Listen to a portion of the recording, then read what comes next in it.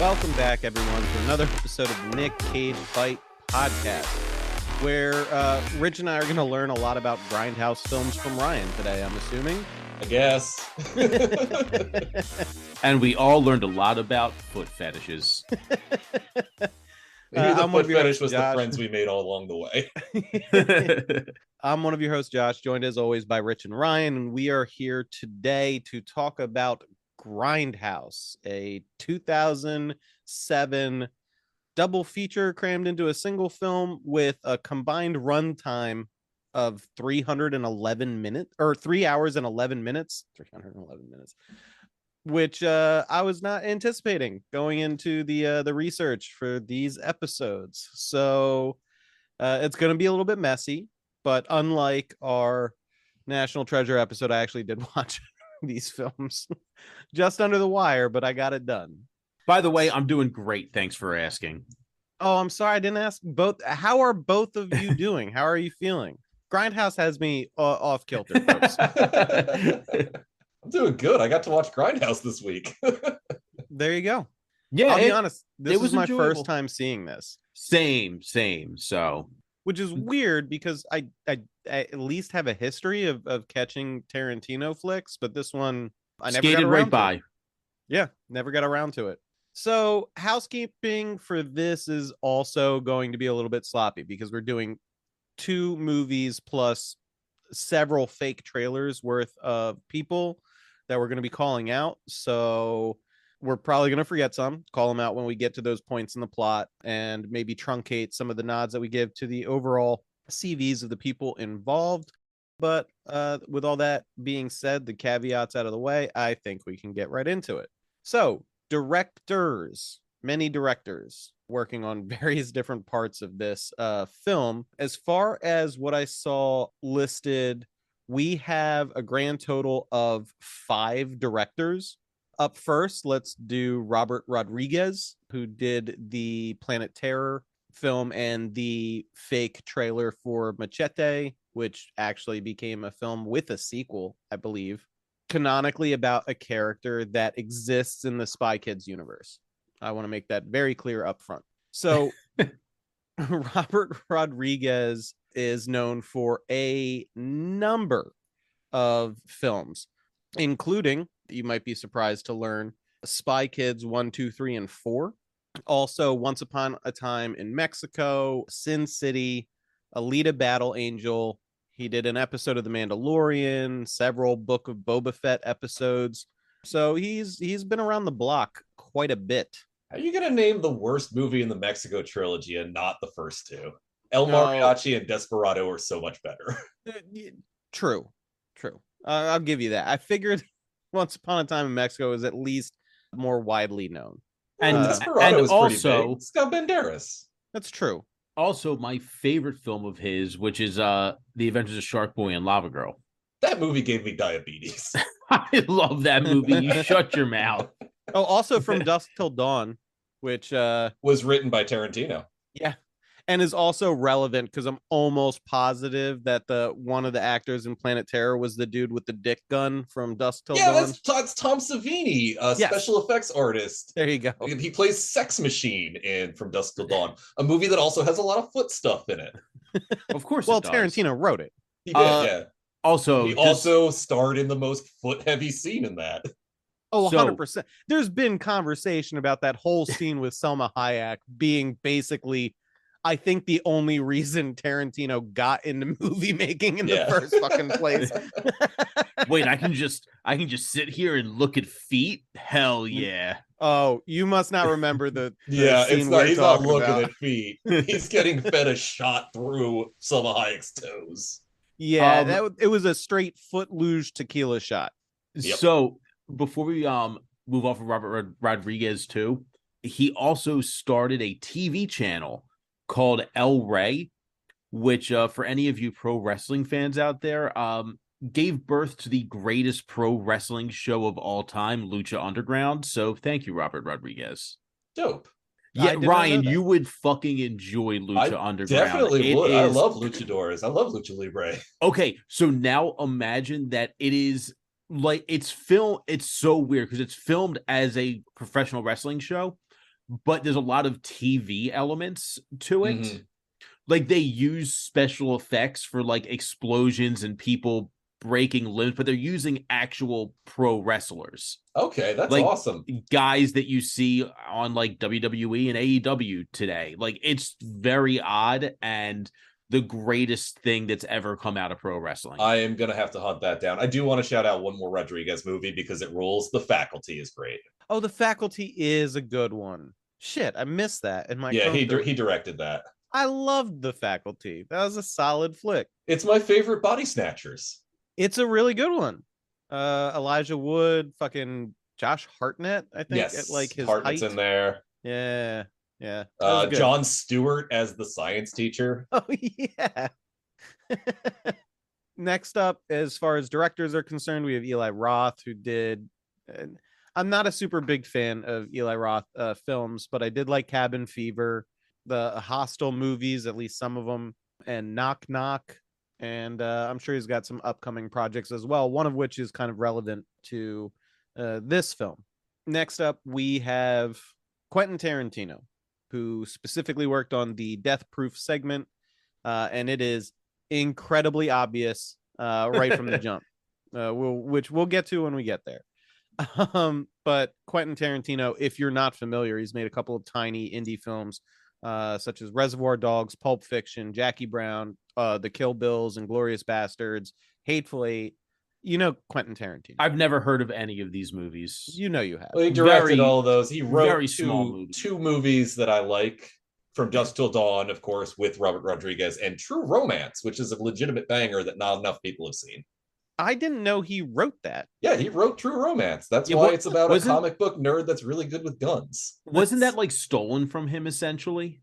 Yeah, he was Like supposed to he direct was set to it. direct, and then they were just like, "This dude's weird. We got to get somebody else to do this." Yeah, I think that's also what happened with Natural Born Killers, the only movie of his that I legitimately hate. Because he wrote that, and then Oliver Stone took over as a director, and it was just, I don't like that movie at all. Oliver Stone is mostly bad. Correct. Yeah, I don't think that is able to be quibbled with. So next up, we have Edgar Wright, who directed one of the fake trailer segments that was for Don't. Edgar Wright is also one of the writers for this film, and you'd know him. He did all of the Simon Pegg movies like Shaun of the Dead and World's End, but he also did Baby Driver and Last Night in Soho relatively recently. I actually haven't gotten around to seeing that one. Yeah, me neither. He also Yeah, I did do want that, to see that. He did that TV series Spaced that I like a lot. That's also a Simon Pegg joint. And you have to mention Hot Fuzz if you're mentioning his Simon Hot Fuzz, Pegg. yeah, I, about to say, absolutely. I Sorry. love Hot It's Fuzz. the best Also, movie him, Simon Pegg, and Nick Frost have ever been involved in. My I guilty agree. pleasure movie is Scott Pilgrim versus the World. He did that. That's a fun movie. I don't think that's a guilty pleasure. I mean, it has some regressive politics in terms of like, romance should work for 20-somethings, but it's a fun movie to watch. Yeah, it's got a lot. I don't know. It's got a lot of cool shit to it. Yeah, exactly. I don't think I've ever stayed awake through that whole movie. I'll be honest. I'm getting the judging looks. I know. I get it. That's fine. But I remember the song everybody loves from it. Which one? That soundtrack was Yeah, full there's of a bangers. lot of The bangers one, on that one. fucking Brie Larson's character sings. Oh, the song that's bi-metric that they just had her dub over. Yeah. Yeah. And then next up, last of the directed bys is Rob Zombie, or as he's known by his Christian name, Bobbert Zombert, who's known for the Rob Zombie movies. You fucking know him. House of a Thousand Corpses, Devil's Rejects, Lords of Salem, Three from Hell. But he also did 2 Halloween movies, which I actually really enjoyed. Fun fact, I can't remember if it was in the first one or the second one, but his Halloween movies were the reason Jamie Lee Curtis lost the start in the most Halloween films for a short time before they resurrected that franchise for the last 3 films that put her back over the top. I can't remember the name of the actress, but she played a very young girl who gets tormented starting around Halloween 4 or 5 in the series. And that continues for quite some time. And then she played a completely unconnected character as like a teenager in the Rob Zombie films.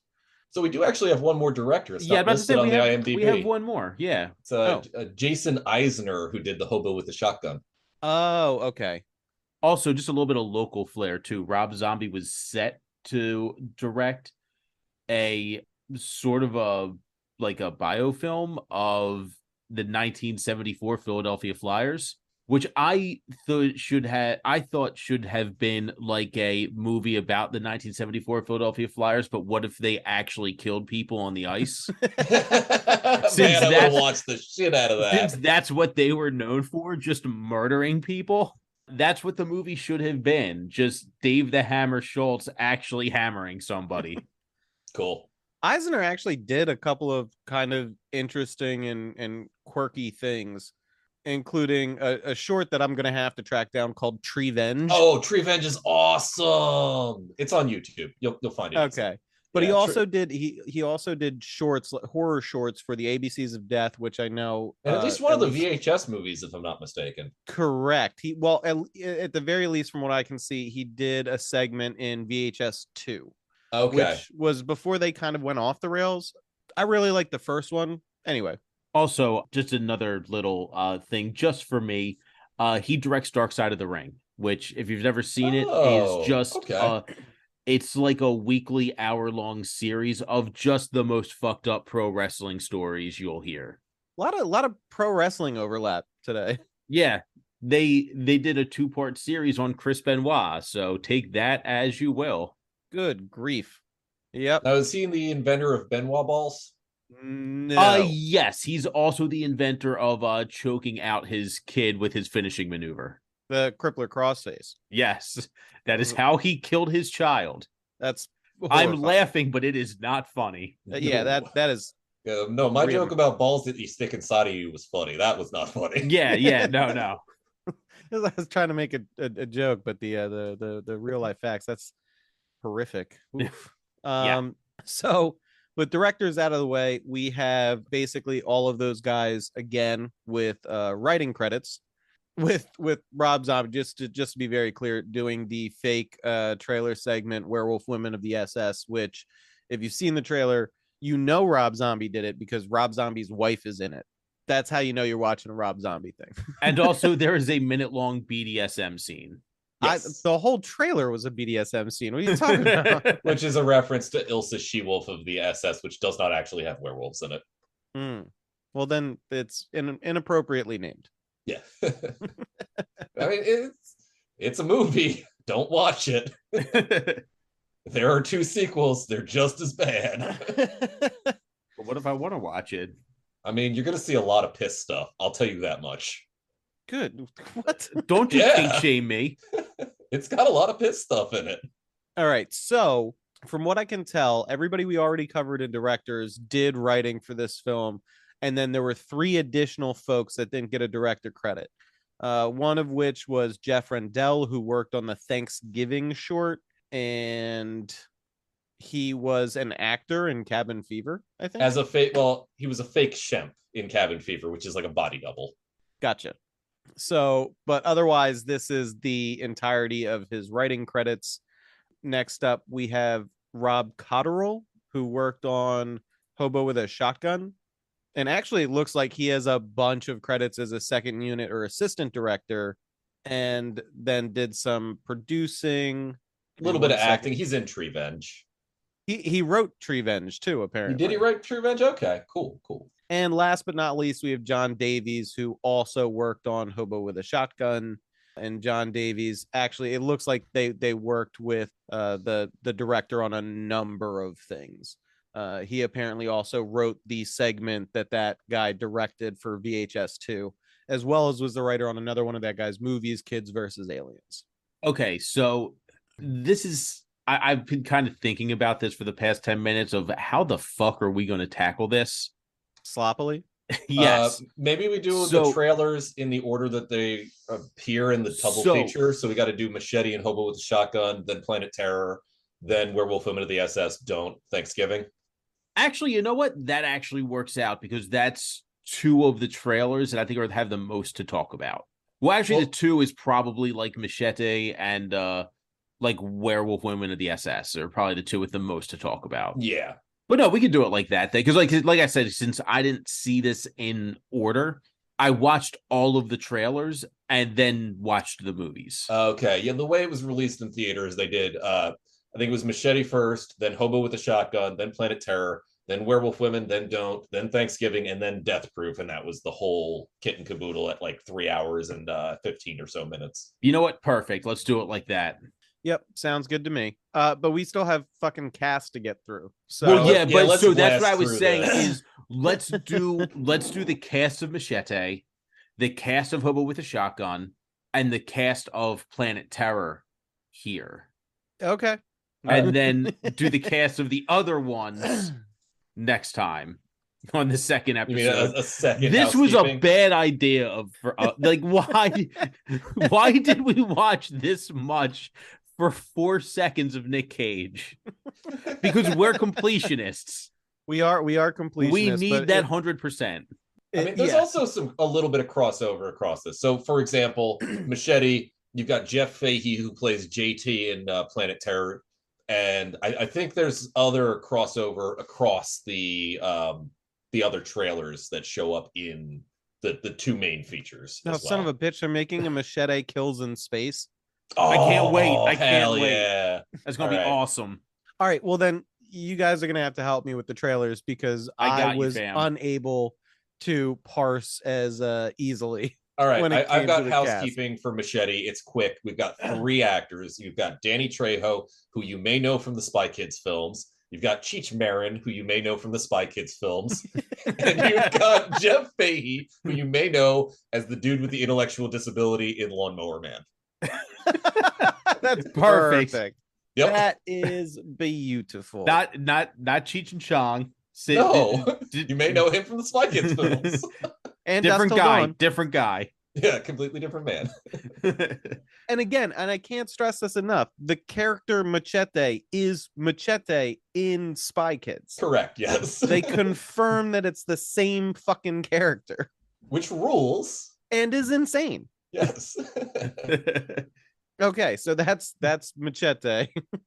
Yeah, he just kills people with machetes, basically. And guns. He does use guns. He uses some guns, yeah. He just kills people. He kills bad people. He's a good guy. Don't worry, everyone. All right, so all my notes I need to basically throw in the trash for this because it's done completely out of order with all this. So let's just start talking about some Planet Terror people. Yeah. Or do we want to do housekeeping on Hobo with a Shotgun? We can do Hobo with a Shotgun because because actors you recognize. That's what I thought. Extremely low budget. Yeah, it's like the one independent piece of this. And the best part is when he shoots a child molesting Santa Claus. Correct. Yeah. Also, the line he's saving up his nickels and dimes for a new way of life as he buys the shotgun. It's one of the better trailers, but it's nobody you're gonna know. Exactly. Yeah. All right. So moving on. Planet Terror. Let's do this shit. Yeah, to Planet Terror, we have Freddie Rodriguez as Ray or El Ray. So that's a Rodriguez appears to have gone back to a couple of times. Who you will know from Ugly Betty and nothing else. Oh, Wu-Tang, an American Saga. Yeah, I was gonna say. I was kidding. I knew him immediately from Ugly Betty. He's in like one episode of that Wu-Tang thing, though. Well, yeah, but Wu-Tang is for the children. Wu-Tang is so for the children. We're gonna call it out. He's also apparently in an episode of ER, and this makes a shit ton of sense. He was in Fergie featuring Ludacris, the music video for Glamorous, which is probably how Fergie ended up in this film. That's very possible. He's also in The Pest. Oh shit! The John Leguizamo picture. My man did a lot of voice work too.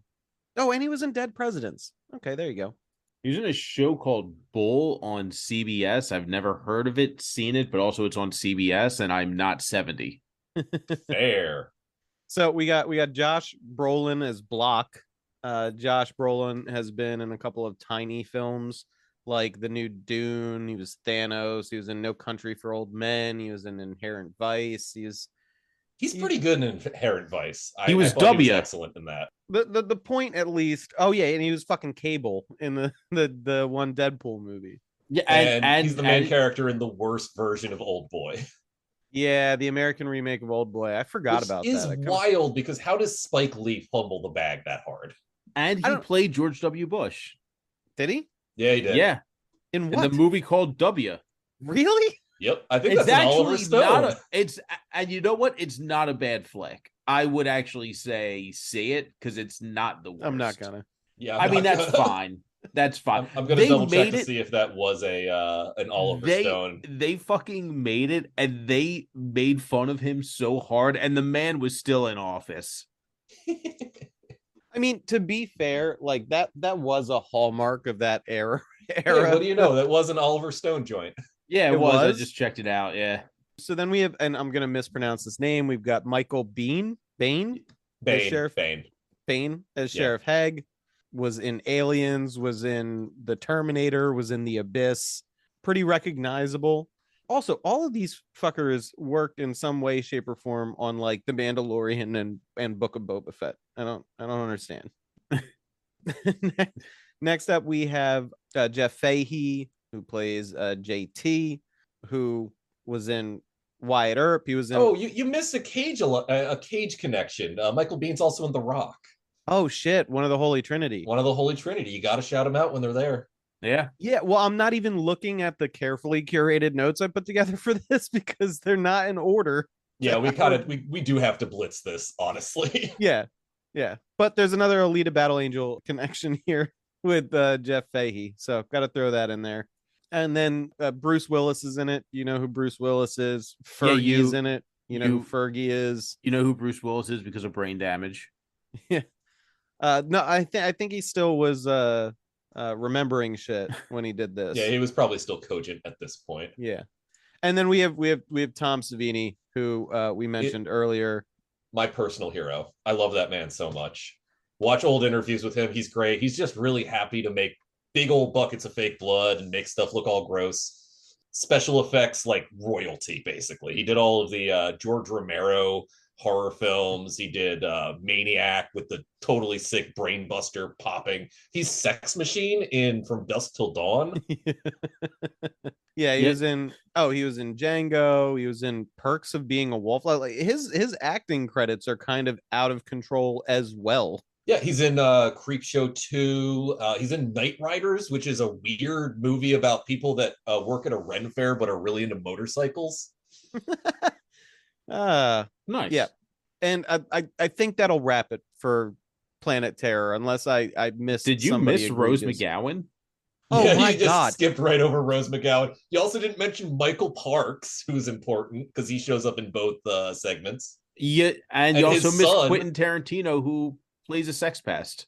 Yes, correct. I don't think I missed that. I think I might have omitted that on purpose. All right, I'll do the Parkses because it is a father-son acting duo. You know them from Kill Bill as the people that show up at the church at the very beginning. You may also know Michael Parks as the dude who turns Jason Long into a walrus in Tusk. Oh, that's right. I knew that guy looked fucking familiar. He's in a ton of stuff. He's also in From Dusk Till Dawn. He's in Sequest 2032. He's been in a million things. And his son, James Parks, was in a Twin Peak. He was in Twin Peaks Fire Walk with me as a gas station attendant. And Rose McGowan, I am very sorry personally. I know you're listening. Your performance in Planet Terror was fantastic as Pam. Rose McGowan, of course, famed for her roles in Charmed, Jawbreaker, Terminator Salvation, The Black Dahlia, Encino Man. Gotta remember that one. Oh yeah, she was in Encino Man. I love that movie. Okay, there. Did I fuck anything else up since I'm working? So. No, but I do still have Danny Trejo's IMDb up. He's been in a lot of Muppet-related media. That's because he's better than any of us. He is the best man. I think I actually wrote down, Muppets Mayhem. I can't wait to binge that. All right, I think we gotta jump right into the synopsis here because we've hit all the important stuff. Planet Terror. All right, so up front, it's like it's a fucking zombie movie, right? Tropish, but on purpose, and it's pretty neat. Actually, really enjoyed this one. So, Cherry Darling, Rose McGowan's character, is a dancer at a go-go bar. I actually wrote strip club originally, but she gets incredibly offended by that characterization later in the film. So I went back and changed my notes. I don't know what the difference is between those two. Do you guys? Go-go is not naked. Strip club is naked. Okay. So they're usually wearing like 70s dancer outfits, like the tight shorts, high knee boots, that kind of thing. Gotcha. So her boss Skip comes back as everybody's getting ready, and Cherry like basically quits right then and there and walks out. She almost gets run over by like a convoy of military vehicles that pass by a sign that conveniently says like military base 2 miles away or whatever it is. And she actually falls and like gets stabbed in the leg with some trash or something or the other, which confused me because I'd seen the trailers but never seen the film. I was like, oh, that's gonna get infected and she's gonna lose the leg. That's not how that happens. No, that would make too much sense for a Grindhouse movie. The Grindhouse movies have funniest to have like absolutely wild swings. The funniest thing is like I feel like my initial response was exactly what the fuck they were going for with that bit too, because otherwise it plays no part in the film. Yeah, none whatsoever. Just like a standard Grindhouse movie. Things just happen in those. So, so the trucks arrive at the military base, and there's basically a bunch of guys standing outside with like a cage where the front of the cage has been ripped through, and a guy gets out that is a scientist, but I did not place him as this originally because he's got like a wicked hooked knife, and the guy who lost the test subjects from the cage gets his testicles chopped off. Also, scientist man has a jar of testicles. Testicles. Testicles. Yeah. So yeah, that was a little bit confusing, but apparently, like I said, this man is a scientist. After the ball collection and murder of the guy who let the things out of the cage inadvertently. You know what? We didn't mention Bruce. Oh, we did mention Bruce Willis. We did. Housekeeping was too packed. I we can't didn't keep it all in mention my mind. Naveen Andrews, who plays the scientist, though. Yeah, he was on Lost for a while. He was on Lost. I feel like he's been in other things, but I primarily remember him from Lost. Yeah, a lot of people mostly know him from Lost. I guess I'll do a quick little see if there's anything. Keep going. I'll yell if there's anything interesting he's ever been in. So Bruce Willis's character Muldoon, apparently this whole thing is to get gas. Like all of his guys are wearing gas masks, and their tanks are depleting or whatever.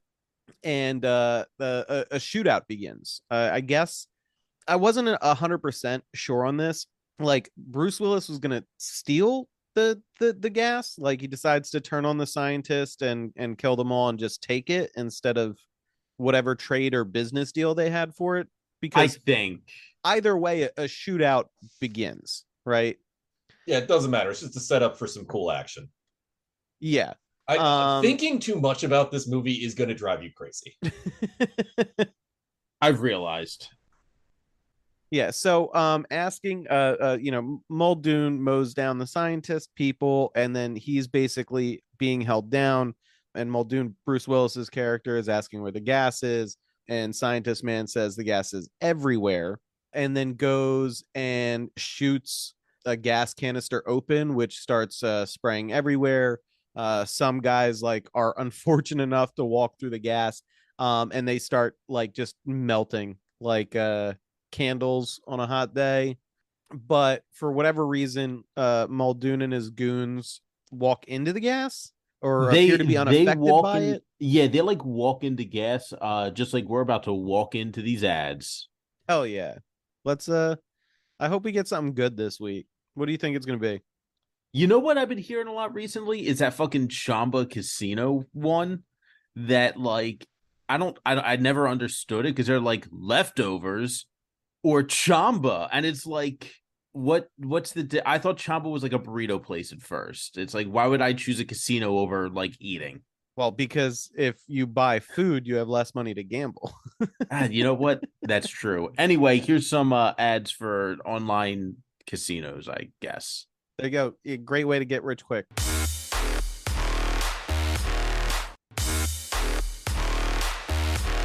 And just like that, you're a millionaire. It really is that simple. Yeah, I mean, I've taken all of our money and put it on the lottery. That's how you make money in this racket, right? Just random numbers popping out. That's how we got the fucking Tucker cameo. Yeah, it's right. So Expensive. Yeah. So back to the story. Scientist guy flees, but there's like one of the crazy soldiers riding on top of the vehicle, and the scene cuts. And now the scenes jump back and forth a bit, so I'm just gonna follow one storyline to a beat and then pick up the next one. Just Perfect. imagine them intercut. So now we get the doctor couple, the hospital couple, Dr. Block and his wife, Mrs. Block, Mrs. Dr. Block. The Blocks. Yeah, the Blocks. So they're getting ready to go to the hospital for their shift. They have a kid. Mrs. Dr. Block is definitely texting with, she's clearly having an affair of some sort, right? Yeah. And Josh Brolin, Dr. Block, is clearly he notices something's up, but Apparently Dr. doesn't. Block's wife is named Dakota. Yeah, Dakota and and William and Dakota. There you go. Yes. So, but yeah, she's clearly setting a meetup, but eventually two twin babysitters arrive to watch over their kid, who I think's named Tony. It's a strong and name. They're credited as the crazy babysitter twins in the opening crawl of this movie, which is great.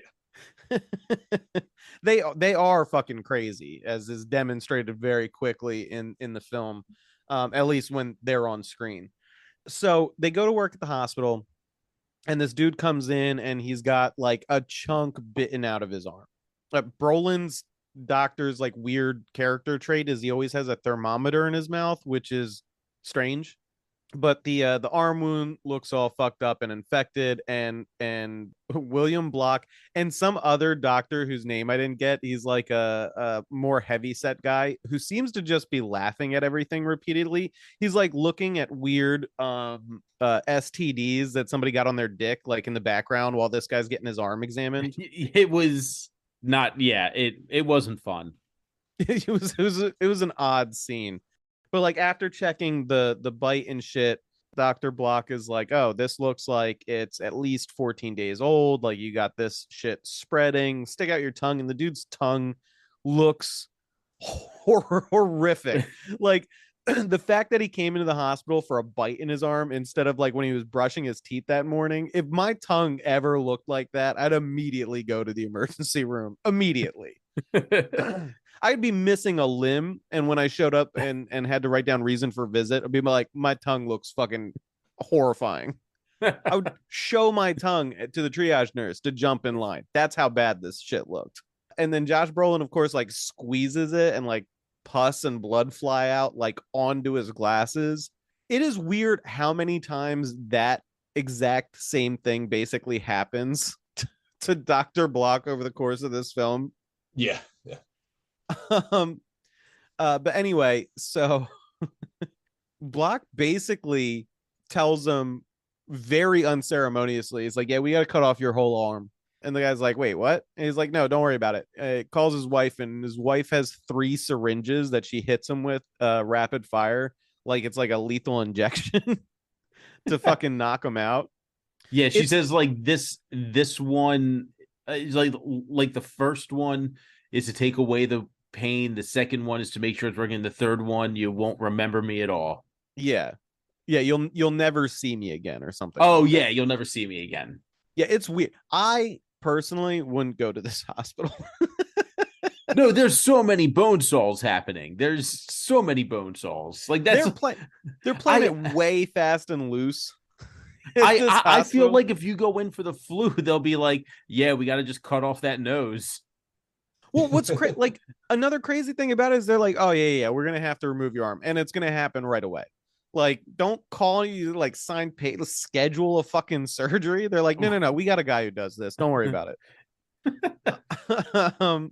He gets off on it actually. Yeah. So let's cut away from them real quick because let's jump back to Cherry. Cherry goes to JT's restaurant, which is. It looks like a bitching barbecue joint. I'm not gonna lie. Like, yeah, the you dude's see a place smoking like that on the as side he's of the serving road. food Yeah. and shit. You go know the there. food's gonna kill. Yeah. And I think it's called the Bone Shack. It is called the Bone Shack. Yeah. Because there's a joke about that later when El Rey and Cherry are in his bedroom and they're like, this is the real bone shack. So Cherry's the only customer at this point in time.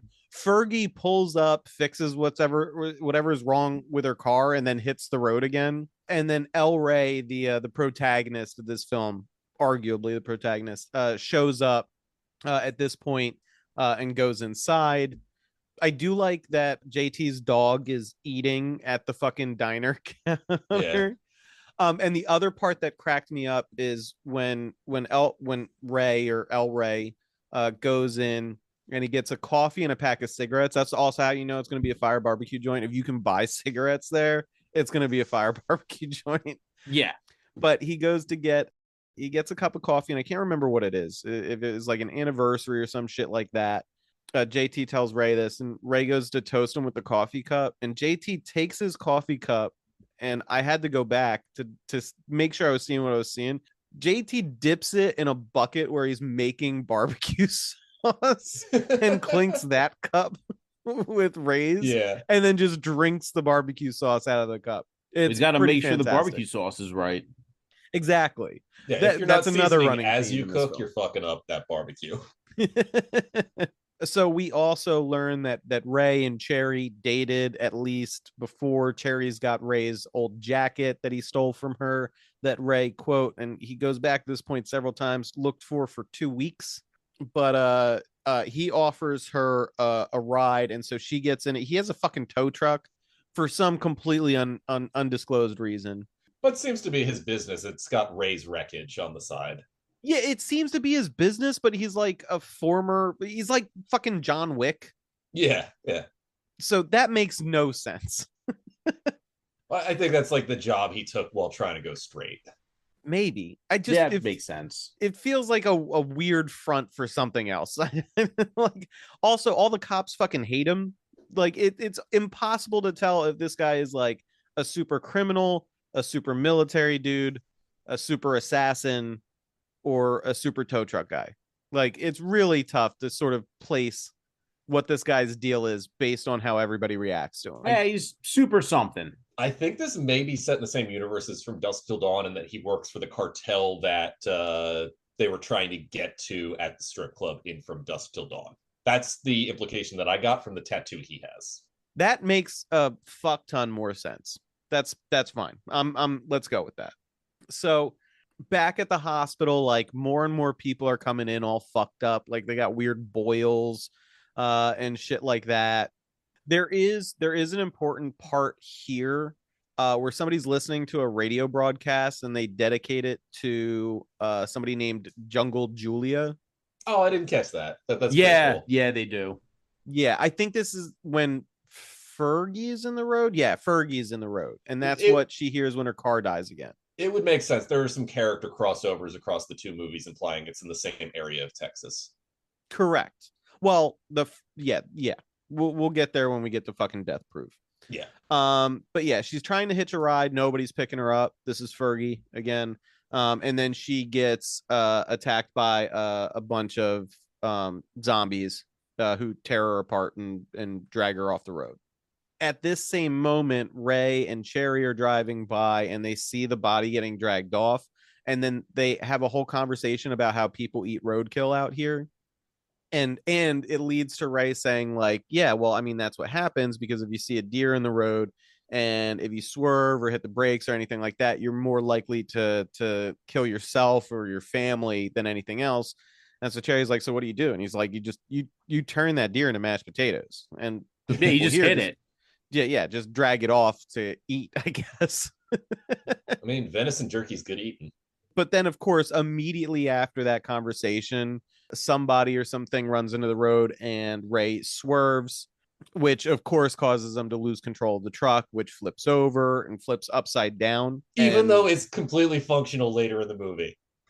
Yeah, another absurd bit. But Cherry gets grabbed out of the truck by zombies and drag her into the woods, and Ray gets an assault rifle he had in his tow truck out with a fucking night vision scope and just starts shooting the guys. By the time Ray catches up with him, though, Cherry's leg has been ripped off and eaten. He shoots them more, but they don't seem to die. Then he puts Cherry in his truck and speeds off to the hospital. Yeah. Okay. Yeah. So there you go. Yep. It was literally upside down when they it got was pulled upside out of down it, right? seconds ago. Yes. Yep. Doesn't matter. Still works. Yep. Yep. So, obviously Dr. Block is one of the doctors that receives them at the hospital, but then the police arrive. The sheriff and some deputies, including Tom Savini's character. And essentially they arrest Ray. Like, he has some secret past, he shouldn't have weapons, blah blah blah. And so they arrest him and take him out. Oh, also at this point, there's a lot of shit that is happening in this film.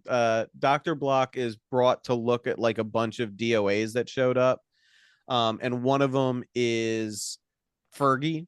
And so he calls his wife over to show her Fergie's corpse because Fergie is who she was cheating on the doctor with, and he was aware of their previous relationship or whatever.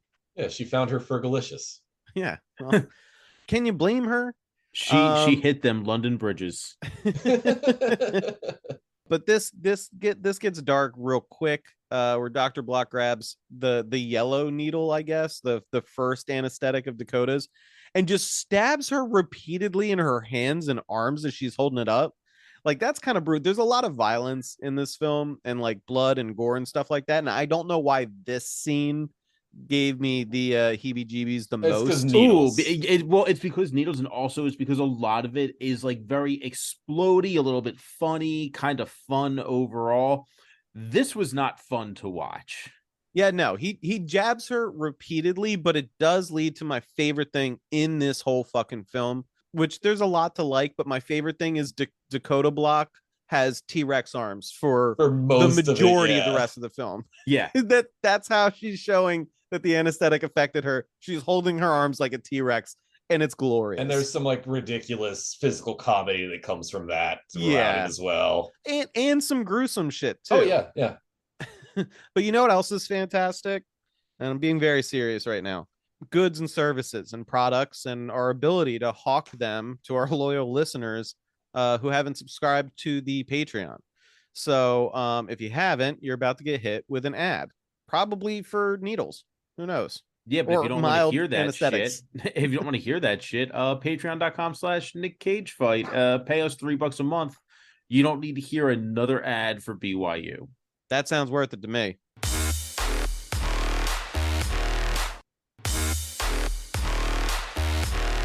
However, you will still have to listen to us talk about dick pills. The real MVP. It really gets me through. Just an 11-day boner. We're working on getting our own actual sponsored dick pill for the podcast. Well, yeah, but I feel like it would have to be something like a dick shrinking to get in like a cuck cage. Well, yeah, it's gonna be called Nic Cage Podcast Dick Pills. Perfect. Yeah. I thought it was gonna be Dick Cage Fight brand dick pills. That's another one. There's some licensing issues. Well, listen, we can release both. We can release both. They do two very different things. You gotta cannibalize their own market.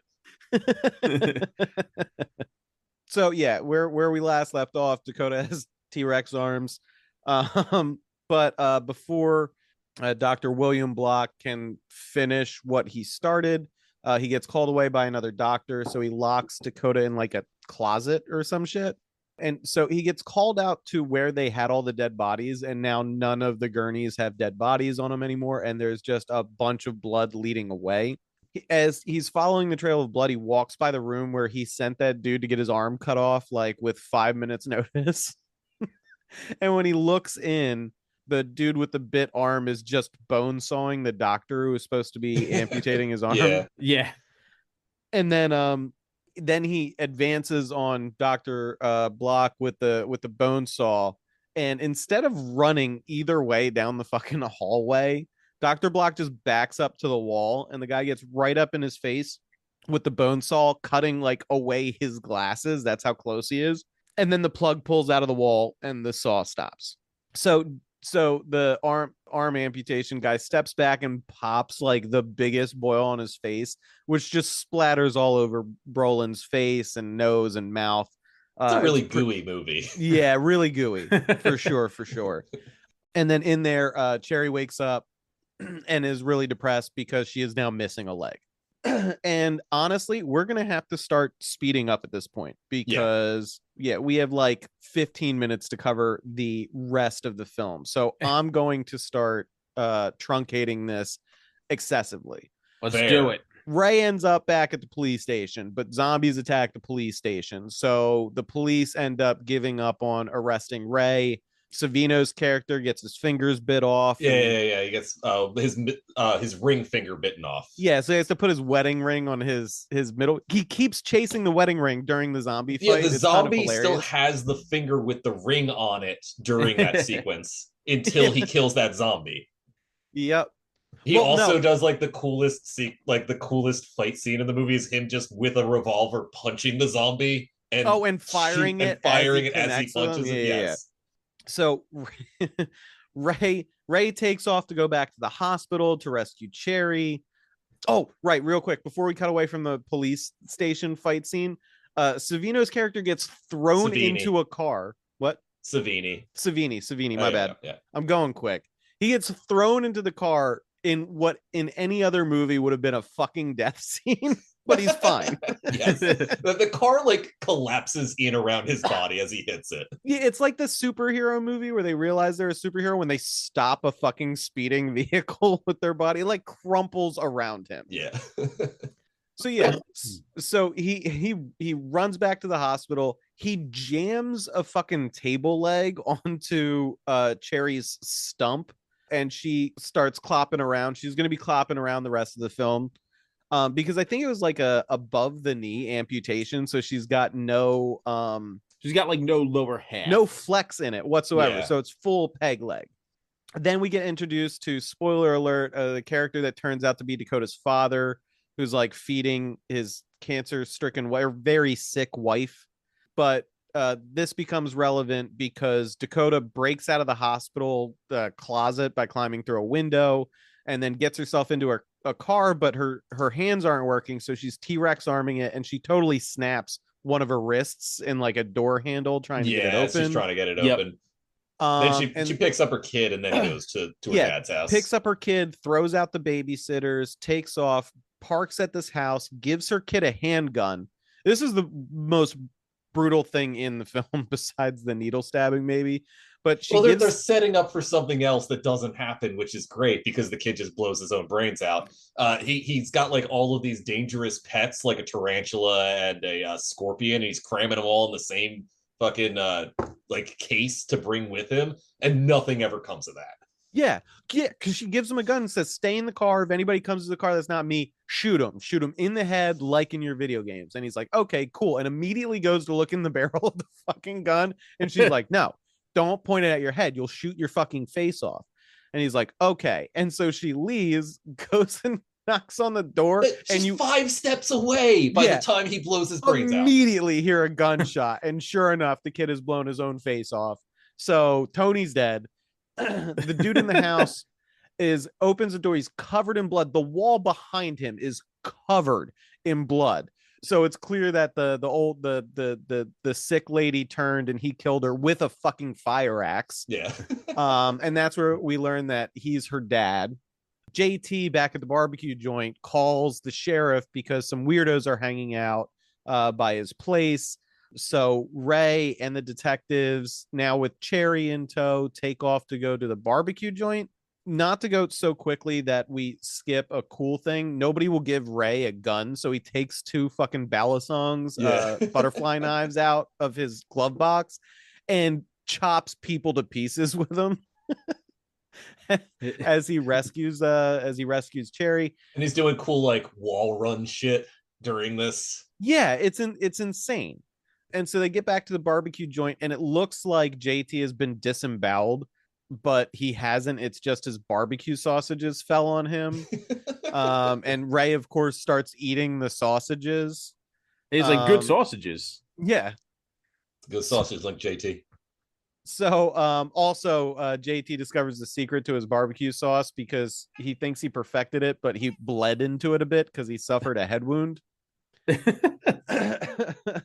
So the survivors all sort of like all of the survivors start congregating at the barbecue joint. Exactly where I would go. Yeah. Well, there's a lot of it that they don't show them showing up because of the missing reel, which happens like pretty much in the next minute or so.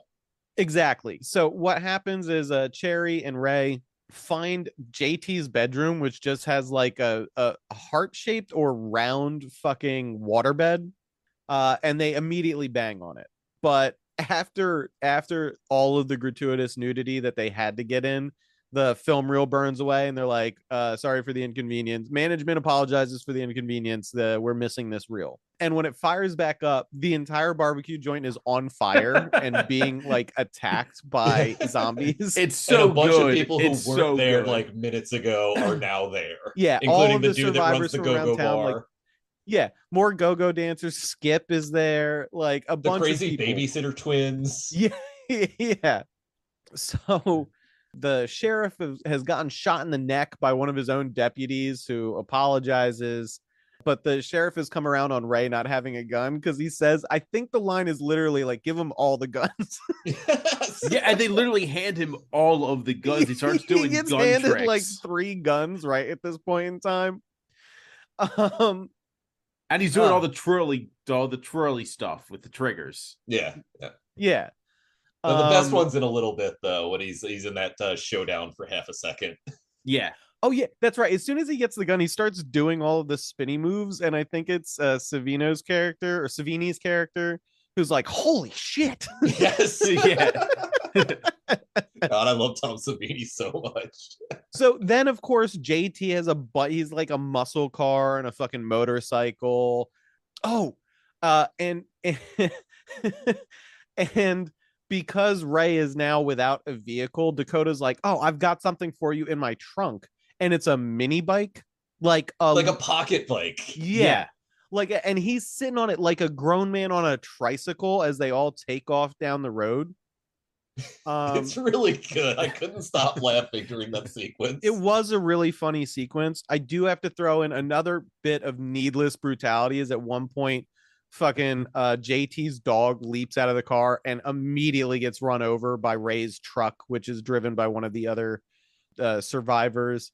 One thing about me, despite being a grown man in his mid-30s, if violence happens to a pet suddenly in a film, I will audibly gasp every single time, which is exactly what happened in this. Yep. Always. Eventually, they get stopped at a bridge where there's a bunch of zombies, but then there are trucks like visible behind the zombies when they first see it, and they're like, "We don't have enough bullets for this." And then the zombies all get mowed down by people in this military convoy of trucks behind it. And it's whatchamacallit. Bruce Willis. Bruce Willis's goons. In a weird mask that we'll find out soon enough as to why that's happening. Bane mask going on. Yeah, they all have Bane masks on, but they knock out Ray. All of the survivors wake up in a prison like cell in the military camp. And this is where Tarantino's character comes in as one of the military goons, credited as rapist number 1. Correct. Yeah, and that's his whole bit. So rapist Tarantino, the character he's playing, I'm making no allegations about the man himself. I don't know either way.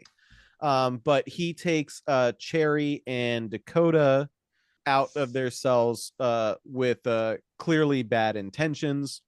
And the scientist dude is also locked in the cell. So we learn a little bit about the reason why everybody's turning to zombies is this gas that's going out. And this guy is working on a cure and that certain people are immune to it. Clearly, all of the survivors. So Ray ends up karateing his way out of this situation and killing some of the bad guys and giving the scientist guy a gun.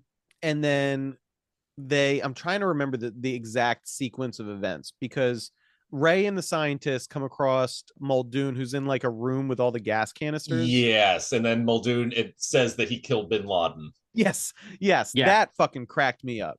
So yeah, Bruce Willis's character is like, yeah, we killed Bin Laden, but we weren't supposed to be there, and so we got hit with a bunch of this gas.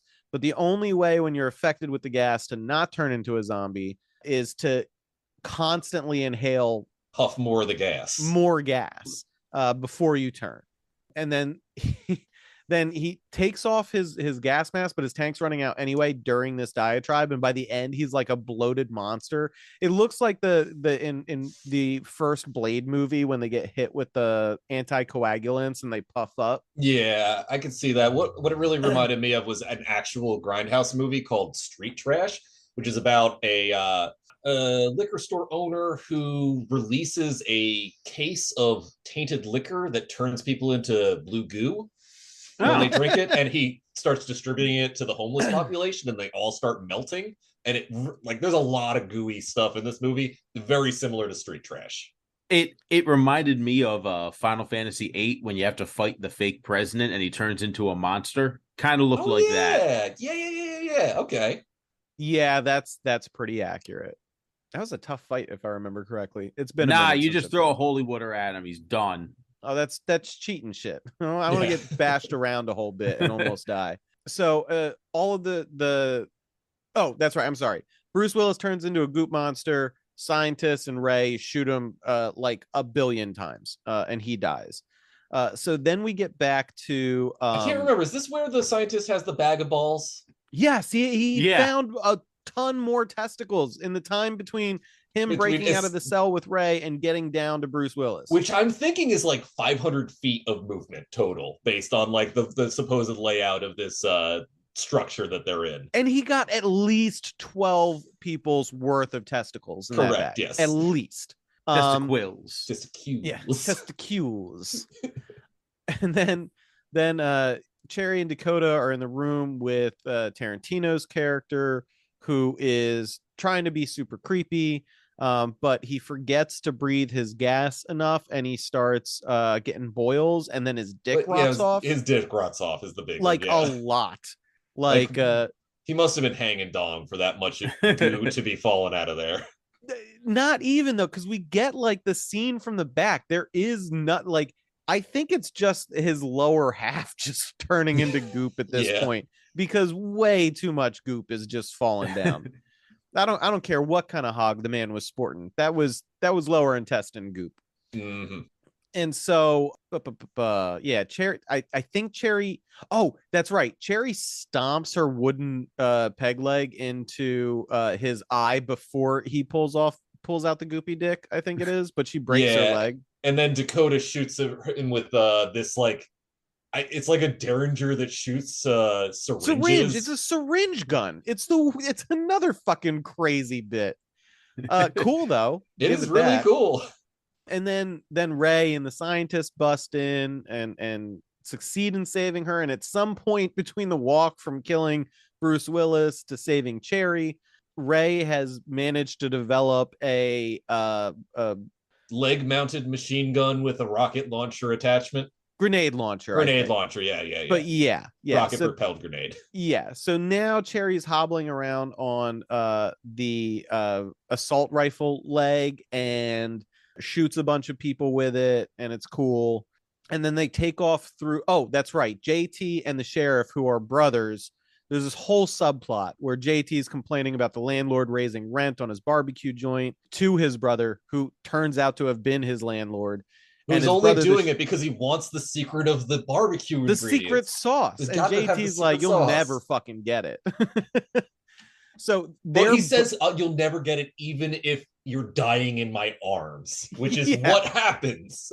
Exactly. So JT is mortally wounded in the breakout that Ray pulls off earlier, and the sheriff still has a bullet hole in his neck. So they're both dying, and they're left with a detonator that is presumably to blow up the entire military base. And while they're having this moment in the cell, JT tells them how to make the barbecue. Surprisingly, he uses canned tomatoes. I don't get it. No tinfoil and canned tomatoes. It's very important. Cook it at 250, low and slow. Yeah. So they blow up the base. The rest of the survivors, there's 2 helicopters, like military fucking helicopter, like troop carriers. And Ray apparently knows how to fly one, and Skip, the go-go joint owner, knows how to fly. So they have to get past a bunch of these concrete barricades that are defended by a bunch of zombies wielding automatic weapons to get through. Fucking Rose McGowan was clearly playing Unreal Tournament back in the 90s because she rocket jumps. Yes, but hold on. We have to cover one of the funniest bits in the movie, because it's like the scientist is like, I've got to get out of here so I can make the antidote, or this is just going to spread. And he's leaning up against the barrier, and he goes to peek around and like pulls back real quick. He takes a breath and he looks around and immediately has his head split apart by a bullet. Yes. Yeah. And there's no other biochemists in the group. So then Rose McGowan's character rocket jumps. She grenade launches into the ground to launch her into the air, at firing her machine gun leg at all of the zombies. No, she fires a second grenade. Oh, that's right. She does fire reloading. Yes. Then she does like a backwards bridge to avoid a rocket being fired at her from a zombie. But basically, the zombies get taken out, but Ray gets shot a bunch by one of the zombies before Cherry is able to kill him. The rest of the survivors, minus Ray and Cherry, get on one of the helicopters, with the crazy twins being crazy. And Skip launches the thing. And Dakota drops a rope for Cherry to reach up and grab, and Ray gives her some last minute advice. Get to the ocean, put your backs to the ocean, defend yourselves, and carve out a life.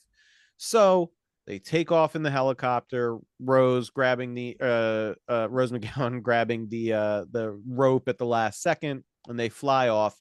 And then we get a time jump. Cherry got pregnant from her and Ray's tryst earlier in the movie. She has a baby. She's riding a horse. She's upgraded her leg gun to a full fucking minigun. Which and they don't see the bullet link for that. Yeah. It's magic. Usually they have one of the chain fed things for those, but you do not see it. It's great. Yeah, but the rest of the survivors are hanging out, having done exactly what Ray suggested, with Skip living it up with the crazy babysitter twins, and Dakota. God, that's where that lands. Dakota standing looking all fierce with like a big machine gun and shit. And that's the end of fucking Planet Terror. It's a zombie movie. It's a fun zombie movie. We made it through. Yeah, and we're only like 10 minutes over, and we haven't talked about what we think about the film. So real quick, we're gonna go round the table. Ryan, what did you think? I loved it. Awesome. Rich, what did you think? It was good and fun. And me personally, I loved it too. This shit was right up my alley. It was stupid and fun and just entertaining at the cost of all else. I love all of the continuity errors. I love the attempt to really sell the tone of Grindhouse movies like you would see in a bad matinee back in the 70s. It's a shittily made movie intentionally, and I love that. Yeah, this was more of a Grindhouse movie to me than Death Proof. Well, this is like what you would see as a an exemplar of the Grindhouse genre. Like, this is the kind of stuff that would get Blu-ray or DVD releases nowadays from Vinegar Syndrome, whereas Death Proof is more of what you would actually see consistently in theaters at that time. Gotcha. Okay. I really did love the bait and switches, the misdirection, like the trash leg wound early in the film for Rose McGowan, all of the deadly pets for the kid who ends up shooting his face off. Yeah. Like, all of that shit was so fucking funny with how they pulled it off. Dark, sure, but funny and well executed. So good movie. We'll see what the rest of this holds in our next episode. In the meantime, you can check us out on social media before Twitter gets shut down, because now that they have 2-hour video for subscribers, as soon as somebody drops cam recorded footage of the next Marvel movie, the whole thing's going down, I think. But in the meantime, you can find us at cagefight_pod. And we have a Patreon. Rich, the Patreon is Patreon.com/Nic Cage Fight. $3 a month gets you these episodes without any ads. But hey, maybe you like ads. Maybe you like hearing about BYU and dick pills. But if you don't, give us $3. That seems like a fair deal. Or solid deal. Or give us the $3 and then just listen to us on Spotify. Whatever's most convenient, really. Oh, yeah. All right. Yeah, that's going to do it. Join us next time when we cover the rest of the fake trailers and Death Proof. Thanks for tuning in. And as always, listeners, we appreciate you.